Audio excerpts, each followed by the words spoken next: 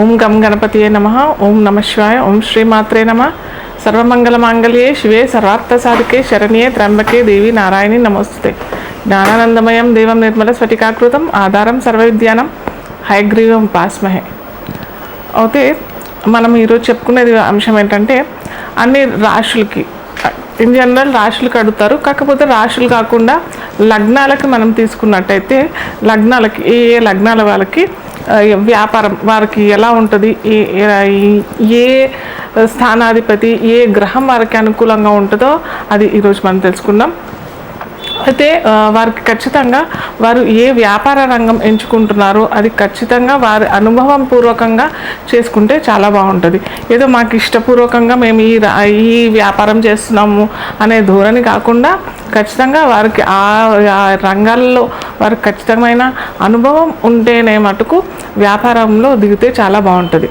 అయితే ఒక్కొక్క లగ్నాల వాళ్ళకి మనం ఇన్ జనరల్ చాలామంది రాశులకు కూడా చూసుకోవచ్చు కదా అని అంటారు. కాకపోతే రాశులకి లగ్నాలకి తేడా ఏంటంటే, రాశి మనం మనస్సును గ్రహిస్తాం అంతేగాని లగ్నం అనంటే మటుకు మొత్తం శరీరం మొత్తం ప్లస్ లగ్నం అనంటే దాని నుంచి ఏ గ్రహాలు వారికి అనుకూలంగా ఉంటుందో అనేది తెలిపేది కేవలం లగ్నం మాత్రమే. కాబట్టి మనం ఖచ్చితంగా లగ్నం నుంచి తీసుకుంటే చాలా చక్కగా ఉంటుంది.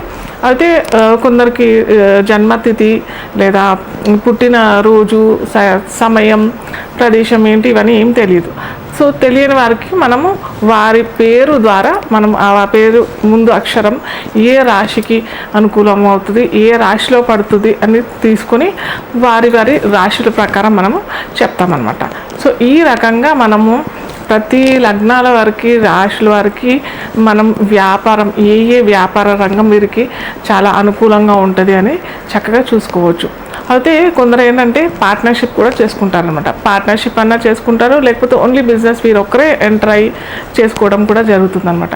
సో పార్ట్నర్షిప్ అన్నప్పుడు చాలామంది చూసుకునేది ఏంటంటే వారి నక్షత్రాలు లేదా వారి లగ్నాలు లేదా రాశులు మ్యాచ్ అవుతే బాగుంటుంది కదా అని అనుకుంటారు. కానీ ఇక్కడ ఏమైపోతుంది అనమాట, వారు లగ్నమైన రాశి అయినా నక్షత్రమైనా చూసుకున్నప్పుడు వారు అనుకూలంగా ఉన్నది లేదా ఒక్కటే మనకు తెలుస్తుంది. కాకపోతే మీ పార్ట్నర్ మీరు తీసుకున్నప్పుడు ఖచ్చితంగా ఆ పార్ట్నర్ యొక్క జాతకం మొత్తం తీసుకొని అలాగే మీ జాతకం కూడా మొత్తం తీసుకొని వారి ధనాధిపతి లాభాధిపతి ఇవన్నీ తీసుకొని మనం వ్యాపారం మొదలు పెడితే చాలా చక్కగా ఉంటుంది. అలా కాకుండా కేవలం నక్షత్రం లేదా నామ నక్షత్రం ప్రకారం తీసుకుంటాము, ఓన్లీ డేట్ ప్రకారం తీసుకుంటాము అన్నట్టయితే పప్పులో కాలేసినట్టే. వారి పార్ట్నర్షిప్ కూడా అంతగా బాగుండదు. వారి కలయిక బాగానే ఉంటుందేమో కానీ వారు అనుకూలంగా చేసుకున్నట్టు బాగానే ఉంటుంది. కానీ మనం వ్యాపారం చేసింది ఎందుకు, మనకు లాభాలు పొందడానికి మనం వ్యాపారం చేస్తాం కదా. సో దానికోసం మనం ఖచ్చితంగా ఎవరైనా పార్ట్నర్షిప్ తీసుకున్నప్పుడు వారి జాతకం మొత్తం స్టడీ చేసుకొని వారికి అనుకూలమైన దశ అంతర్దశ వస్తున్నాయా లేదా. ఒక్కోసారి ఏమైపోతుంది అనమాట, మన దశ బాగానే ఉంటుంది, మన దశ అంతర్దశ బాగానే ఉంటుంది, మనం పార్ట్నర్గా వేరే భాగస్వామిని తీసుకుంటాం. వారి దశ అంతర్దశ సరిగ్గా ఉండదు, వారు కూడా పెట్టుబడి పెడతారు, ఆ వ్యాపారంలో వారు కూడా భాగస్వామ్యం తీసుకుంటారు. సో అలా ఉన్నప్పుడు వారికి అనుకూలంగా లేనప్పుడు వ్యాపారం కూడా దెబ్బతింటుంది కదా. సో ఇలా ప్రతి ఒక్కటి మనము తెలుసుకుని ముందర దిగితే, అంటే ఈ పార్ట్నర్షిప్ ప్రకారం చూసుకున్నట్టయితే ఇది తెలుసుకుని ఖచ్చితంగా దిగాలి. ప్లస్ ఇంకొకటి ఏంటంటే, ఓన్లీ బిజినెస్ అన్నప్పుడు నేను చెప్పాను కదా, ఖచ్చితంగా వారి యొక్క అనుభవపూర్వకంగాను అలాగే వాళ్ళకి దశ అంతర్దశలు చక్కగా ఉన్నప్పుడు మటుకే వారు ఆయా వ్యాపార రంగంలో వెళ్తే చాలా సక్సెస్ఫుల్ అవుతే ఉంటారు. సో ఒక్కొక్క లగ్నాలు ఒక్కొక్క రాశులు ఎలా ఉంటాయి మనం ఇప్పుడు తెలుసుకుందాం. ఇప్పుడు మనము వృషభ రాశి లేదా వృషభ లగ్నం వారికి వ్యాపార రంగంలో ఎలా ఉంటుంది చూసుకుందాం. అయితే వృషభ రాశ్యాధిపతి అయిన శుక్రుడు మనీ ప్లానెట్ అంటాం మనం. మనీ ప్లానెట్, లగ్జరీ ప్లానెట్, మనకి కంఫర్ట్ జోను, కంఫర్ట్స్ అన్నీ ఇచ్చేవాడు అనమాట శుక్రుడు. సో ఇన్ జనరల్గా మనకి ఎవరికైనా కానీ ఏ లగ్నాల వారికైనా కానీ శుక్రుడు చాలా చక్కటి పొజిషన్లో ఉంది అని అంటే వారు కష్టపడకపోయినా కానీ వారికి ఈ కంఫర్ట్స్ లగ్జరీస్ వాటంతటా అవే వచ్చేస్తాయి.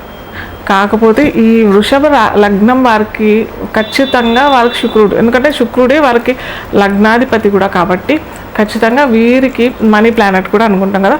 సో మనీ ప్లానెట్ కూడా వీరికి ఆ శుక్రుడే కాబట్టి ఖచ్చితంగా వీరికి శుక్రుడు ఏ ఉచ్చ స్థానంలోనో లేదా వృషభ లగ్నంలోనే లేదా మనకి తులా రాశిలోనన్నా ఉన్నట్టయితే లేదా మిత్ర రాశిలో అయినా ఉన్నట్టయితే కానీ పర్వాలేదు, బాగానే ఉంటుంది వారికి.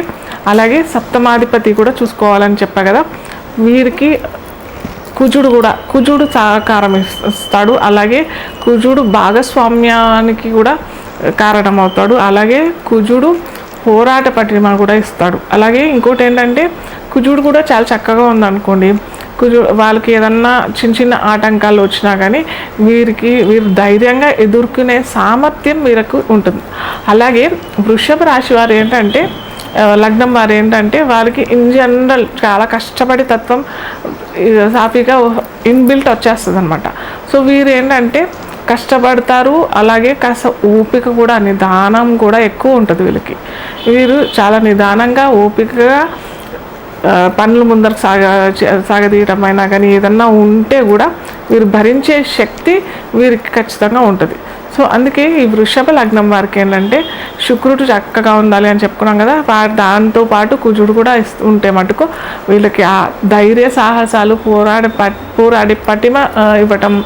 అలాగే వీరికి లాభాధిపతి అయిన గురువు ఏంటంటే వీరికి లాభాధిపతి ధనకారకుడు కూడా గురువు అవుతాడు కాబట్టి వీళ్ళకి ఆ గురువు చక్కటి పొజిషన్లో చక్కటి ప్లేస్లో ఉన్నట్టయితే వీరు మనకి మేషలగ్నం వారు చెప్పినట్టుగా తెలుపు రంగం వస్త్రాలలో అయినా లేదా తెలుపు ఐటమ్స్ లేదా లిక్విడ్ ఐటమ్స్ కొన్ని ఉంటాయి కదా, ఏమంటారు వ్యాక్సిన్స్, అలాంటి ఫ్లూయిడ్స్, వాటరు, మిల్క్ ప్రోడక్ట్స్, వీటిల్లో లేదా డైమండ్ వ్యాపారంలో అయినా కానీ రత్నాలలో మెయిన్గా డైమండ్, వృషభ లగ్నం వారికి శుక్రుడికి మనకి డైమండ్ అనే చెప్తాం. అలాగే వైట్ సఫైర్ ఇలాంటివి ఉంటాయి కదా, gem stones, white sapphire, crystals, ఇలాంటి రంగాల్లో. అలాగే వీరు ఏంటంటే స్పీచ్ థెరపీస్ ఇలాంటివి ఏమైనా ఉండే ఆ రంగాల్లో, అలాగే జర్నలిజంలో కూడా చాలా చక్కటిగా వీరు వ్యాపార రంగంలో ఆయా రంగాల్లో ఎన్నిక చేసుకొని వీరికి గురువు, శుక్రుడు, కుజుడు అందరూ తోడ్పాటు ఇస్తే ఖచ్చితంగా వీరు మంచి ఏమంటారు ముందర వెళ్ళటం. అలాగే చెప్పా కదా ముందరే మనకు అంతర్దశలు ఖచ్చితంగా వీరికి చాలా చక్కగా ఉంటేనే చేసుకోవడం. వారికి ఏంటంటే శుక్రుడు అనుకూలమైన వ్యక్తి. అలాగే శనిశ్చరుడు కూడా అనుకూలమైన గ్రహమే కాబట్టి శనిశ్చరుడు ఏంటంటే కొద్దిగా లేట్ ఇస్తాడు, స్లోగా ఇస్తాడు, పోస్ట్పోన్ చేస్తుంటాడు, డిలే చేస్తుంటాడు. కానీ ఖచ్చితమైన రిజల్ట్స్ ఎవరంటూ ఇస్తారయ్యా అని అంటే మనకి ఖచ్చితంగా సోలార్ సిస్టంలో నవగ్రహాల్లో ఇచ్చే గ్రహం ఏదంటే ప్రామిస్ అనేది నిలబెట్టుకునేవాడు మనకి శనిశ్చరుడు ఒక్కడే అనమాట. సో ఖచ్చితంగా ఇస్తాడు వీళ్ళకి. శనిశ్చరుడు కనుక వృషభ లగ్నం వారికి ఎక్కడన్నా మంచి పొజిషన్లో ఉచ్చ స్థితిలోనే ఉన్నాడు, లేదా లాభంలో ఉన్నాడు, లేకపోతే దశమంలో ఉన్నాడు అని అంటే ఖచ్చితంగా వీరు కొద్దిగా స్లోగా అయినా, ఎలాగో వీరికి ఓపిక ఎక్కువ అని అనుకున్నాం కదా, ఓర్పు సహనం అలాంటివి ఎక్కువగానే ఉంటాయని అనుకున్నాం కదా. సో వీరు ఖచ్చితంగా మంచి ఫాస్ట్ కాకపోయినా స్లోగా అయినా ఏదో ఒక రోజు ఖచ్చితంగా నంబర్ 1 ర్యాంక్ రావడానికి మటుకు ఖచ్చితంగా వృషభ లగ్నం వారు అయితే వస్తారనమాట వ్యాపార రంగంలో. వీరికి ఒకవేళ ఈ అనుకూలమైన గ్రహాలు సరిగ్గా అనుకూలం లేదు అని అనుకుంటే ఖచ్చితంగా కోలాపూర్ మహాలక్ష్మి టెంపుల్ ప్రతి శుక్రవారము విజిట్ చేసి అక్కడ అమ్మవారికి ఖచ్చితంగా ఒక గ్రీన్ శారీ అన్న లేకపోతే పింక్ కలర్ శారీ అంట అమ్మవారికి సమర్పితం చేసుకొని మహాలక్ష్మి అష్టకం అక్కడే మీకు ఒక 2 minutes పడుతుంది అంతే చదవటానికి అంతే. అది కనుక 3 సార్లు అక్కడ చేసుకొని వస్తే మటుకు మీకు ఇంకా తిరిగే ఉండదు వ్యాపార రంగంలో. ఓకే, ఇది వృషభ లగ్నం వారికి.